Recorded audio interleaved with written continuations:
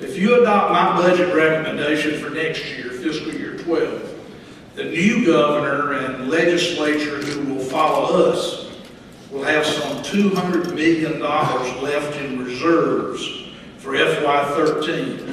Plus our school districts have more than $450 million in their reserves. I realize this is an election year and every penny of appropriated spending has a constituency. Coupled with workforce quality, the state is focused on attracting advanced manufacturing with advanced materials. We've targeted aerospace, automotive, and energy, as well as service sectors. We've also beefed up our efforts to help existing businesses. The results in the first 6 years include a 27% increase in personal per capita income in Mississippi, despite the recession. That's the 15th highest increase of any state in the country in this 6-year period.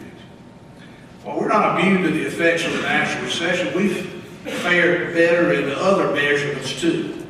For instance, while our unemployment percentage has increased, it's done so at a rate about 1/2 as great as the nation as a whole. The national recession notwithstanding, job creation will pick up in our state this year. As evidence of that, in the first 3 quarters of 2010, Mississippi saw more new jobs and investment that were announced in all of 2009. Toyota and its suppliers have stepped up hiring. GE Aviation, American Eurocopter, and PACCAR are adding employees, while new companies like Twin Creeks Technologies in South Haven and Senatobia and Schultz in Tunica will be operational this year. Nissan, which had an outstanding year in 2010, is also ramping up, including introduction of its new light commercial vehicle. Agriculture had a tremendous year last year.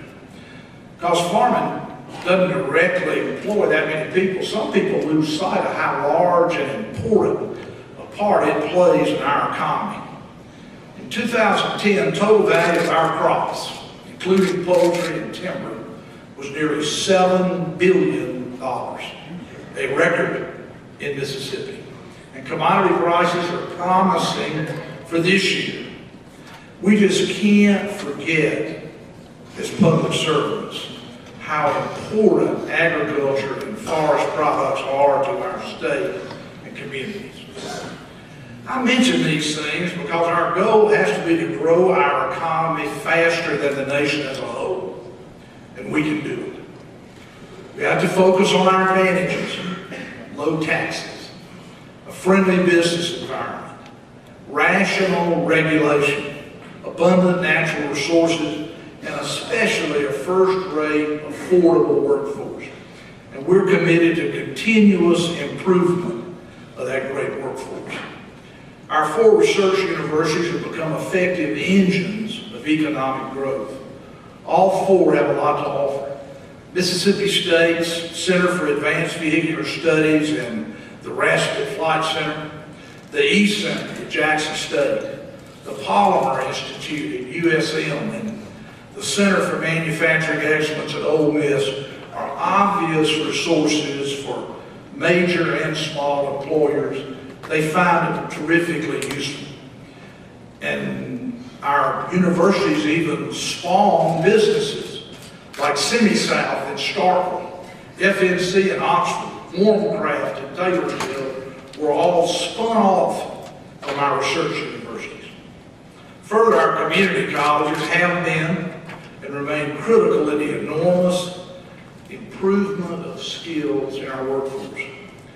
Toyota said the main reason it chose Mississippi for its newest assembly plant, the most sought-after economic development project in the United States that year, was the quality of our workforce.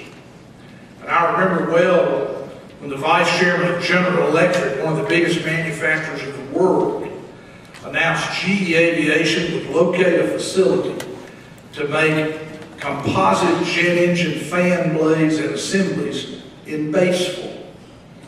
He said, "This is the most sophisticated manufacturing General Electric does anywhere in the world, and we're going to do it in North Mississippi." What a tribute to our work.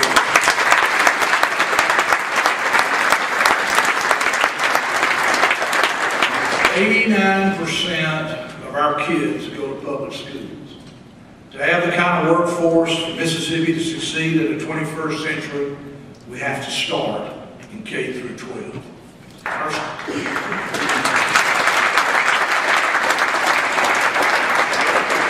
Our schools are getting better. Our last NAEP scores were up more than the national average, and the dropout rate's going down. But the amount of improvement is not enough. We got to do better. We need to make dual enrollment easier and more common. That way the students can learn more, but their parents can also save money as college credits are earned while they're in high school. In constrained budget times, we've got to put more resources into the classroom and reduce what is spent on administration.